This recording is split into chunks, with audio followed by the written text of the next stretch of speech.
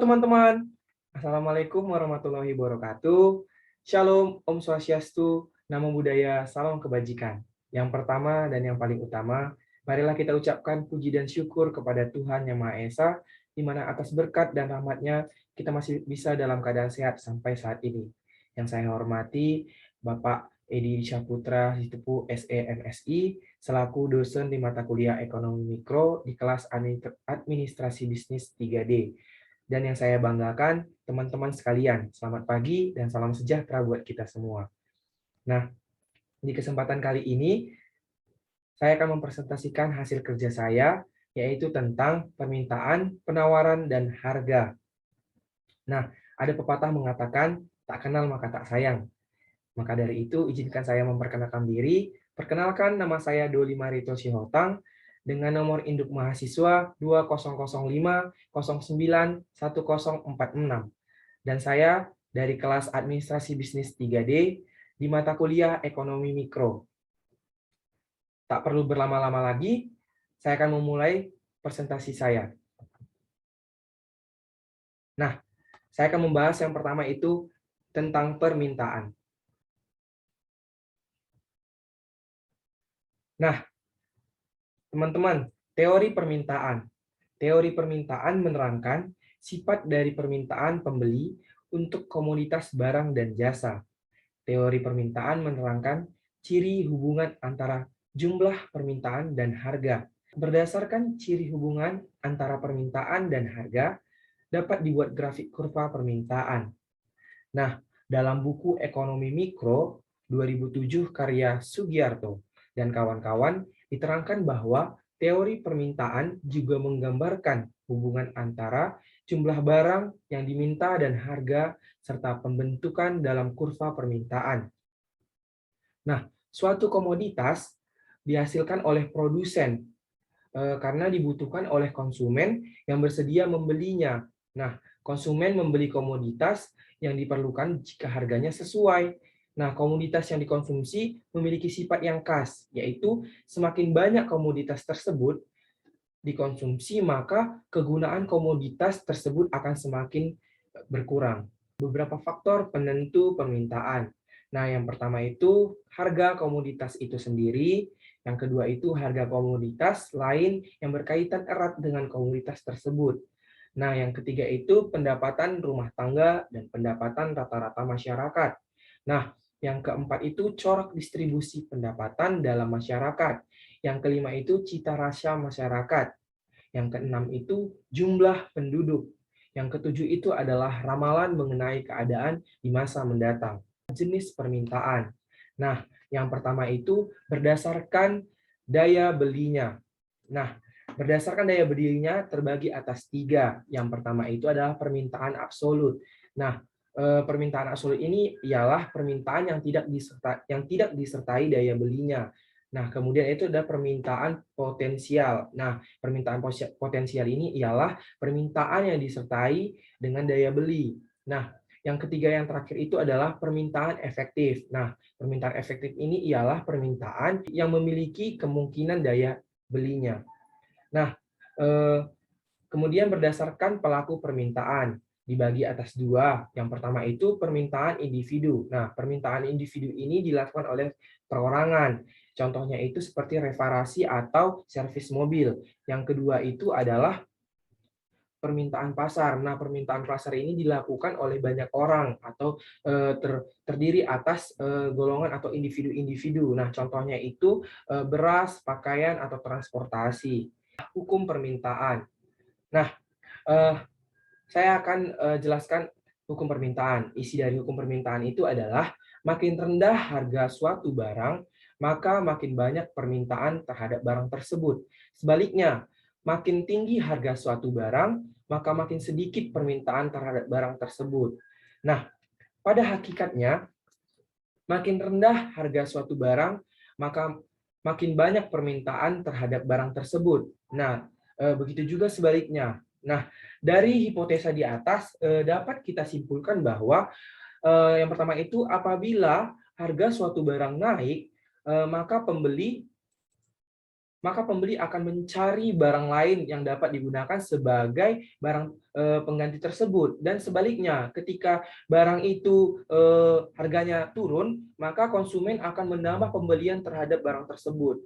Nah, yang kedua itu adalah kenaikan harga menyebabkan pendapatan real konsumen berkurang, sehingga memaksa konsumen mengurangi pembelian, terutama barang yang harganya naik.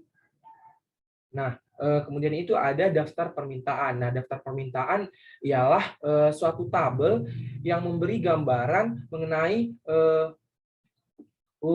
tentang hubungan antara harga dengan jumlah barang yang diminta masyarakat. Nah, dalam bentuk angka-angka.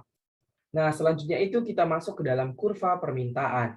Nah, teman-teman bisa lihat sendiri di slide saya ada gambar kurva permintaan. Nah, kurva permintaan sendiri adalah grafik yang menggambarkan hubungan antara harga suatu barang dengan jumlah permintaan. Nah, jumlah permintaan di pasar adalah total semua barang permintaan pada berbagai tingkat harga. Sehingga kurva permintaan diperoleh dengan menggabungkan kurva permintaan individu. Nah, kurva permintaan sendiri dibuat berdasarkan data real masyarakat. Nah, mengenai jumlah permintaan suatu barang pada berbagai tingkat harga. Nah, yang disajikan dalam daftar permintaan berbentuk tabel. Apabila ahli ekonomi mengatakan permintaan yang mereka maksudkan adalah keseluruhan dari kurva permintaan, jadi permintaan menggambarkan keadaan keseluruhan daripada hubungan harga dan jumlah permintaan. Sedangkan jumlah barang yang diminta dimaksudkan sebagai banyaknya permintaan pada suatu tingkat tertentu. Permintaan perseorangan dan permintaan pasar. Nah, permintaan terhadap suatu barang yang dapat dilihat dari dua sudut, yaitu permintaan yang dilakukan oleh seseorang dan permintaan yang dilakukan oleh semua orang dalam pasar. Oleh karena itu, dalam analisis perlu dibedakan antara kurva permintaan perseorangan dan kurva permintaan pasar. Nah, untuk memperoleh kurva permintaan pasar, kurva permintaan berbagai individu dalam pasar harus dijumlahkan. Ada efek faktor bukan harga terhadap permintaan. Nah, yang pertama itu adalah harga barang-barang lain, terdiri dari barang pengganti, barang pelengkap, dan barang netral. Nah, yang kemudian itu ada pendapatan para pembeli, ada barang interior, ada barang esensial, ada barang normal, ada barang mewah. Nah, yang berikutnya itu adalah beberapa faktor lain.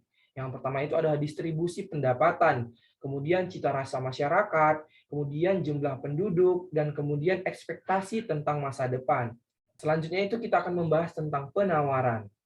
Teori penawaran. Nah, penawaran sendiri adalah keseluruhan jumlah barang yang tersedia untuk ditawarkan pada berbagai tingkat harga tertentu dan waktu tertentu. Jika harga naik, jumlah barang yang ditawarkan bertambah. Nah, begitu juga ketika harga turun, maka jumlah barang yang ditawarkan juga turun atau semakin sedikit. Penentu-penentu penawaran. Yang pertama itu harga barang itu sendiri. Yang kedua itu harga barang-barang lain. Yang ketiga, biaya produksi. Yang keempat, tujuan operasi perusahaan tersebut. Yang kelima itu adalah tingkat teknologi yang digunakan. Hukum penawaran. Nah, hukum penawaran isinya adalah makin tinggi harga suatu barang, semakin banyak jumlah barang tersebut akan ditawarkan oleh para penjual. Nah, sebaliknya, makin rendah harga sesuatu barang, semakin sedikit juga jumlah barang tersebut yang ditawarkan. Nah, hukum penawaran sendiri adalah suatu pernyataan yang menjelaskan tentang sifat hubungan antara harga suatu barang dan jumlah barang tersebut yang ditawarkan para penjual kepada konsumen. Dalam hukum ini dinyatakan bagaimana keinginan para penjual untuk menawarkan barangnya apabila harganya tinggi dan bagaimana pula keinginan untuk menawarkan barangnya ketika apabila harganya rendah. Nah, ada juga tentang daftar penawaran. Daftar penawaran itu suatu tabel yang memberikan gambaran dalam angka-angka tentang hubungan antara harga dengan jumlah barang yang ditawarkan. Kurva penawaran. Teman-teman sendiri bisa lihat di slide saya ada gambar kurva penawaran. Nah, kurva penawaran adalah suatu kurva yang menunjukkan hubungan di antara harga sesuatu barang tertentu dengan jumlah barang tersebut yang ditawarkan. Nah, seperti kita menganalisis kurva permintaan, maka dalam menganalisis kurva penawaran perlu dibedakan di antara dua pengertian, yaitu yang pertama penawaran dan yang kedua adalah jumlah barang yang ditawarkan. Nah, dalam analisis ekonomi, penawaran berarti keseluruhan daripada kurva penawaran. Nah, sedangkan jumlah barang yang ditawarkan berarti jumlah barang yang ditawarkan pada suatu tingkat harga tertentu. Pengaruh faktor bukan harga terhadap penawaran. Nah, yang pertama itu harga barang lain terdiri atas 3, yaitu barang pengganti, barang pelengkap, dan barang netral. Nah, kemudian itu biaya untuk memperoleh faktor produksi, ada produktivitas efisiensi, kemudian ada tujuan-tujuan perusahaan, dan kemudian ada tingkat teknologi. Nah, yang terakhir kita akan membahas tentang harga atau keseimbangan atau equilibrium. Nah, keseimbangan atau equilibrium. Nah, keseimbangan atau equilibrium apabila jumlah yang ditawarkan para penjual pada suatu harga tertentu adalah sama dengan jumlah yang diminta para pembeli pada harga tersebut. Nah, harga sesuatu barang dan jumlah barang tersebut yang diperjualbelikan ditentukan oleh permintaan dan penawaran. Nah, oleh karena itu, untuk menganalisis mekanisme penentuan harga dan jumlah yang diperjualbelikan secara serentak, perlulah dianalisis permintaan dan penawaran terhadap suatu barang tertentu yang diwujudkan di pasar. Nah, ada 3 cara untuk digunakan dalam menunjukkan keseimbangan. Yang pertama itu dengan contoh yang menggunakan angka. Yang kedua itu dengan menggunakan kurva permintaan dan penawaran. Yang ketiga itu dengan hitungan matematika, efek faktor bukan harga dalam keseimbangan. Nah, perubahan-perubahan faktor lain di luar harga yang mempengaruhi permintaan atau penawaran akan menyebabkan perubahan keseimbangan. Nah, terdapat 4 kemungkinan perubahan pergeseran kurva permintaan dan penawaran. Nah, yaitu yang pertama, permintaan bertambah atau kurva permintaan bergeser ke kanan. Yang kedua itu adalah permintaan berkurang atau kurva permintaan bergeser ke kiri. Yang ketiga itu adalah penawaran bertambah atau kurva penawaran bergeser ke kanan. Nah, yang keempat itu adalah penawaran berkurang atau kurva penawaran bergeser ke kiri.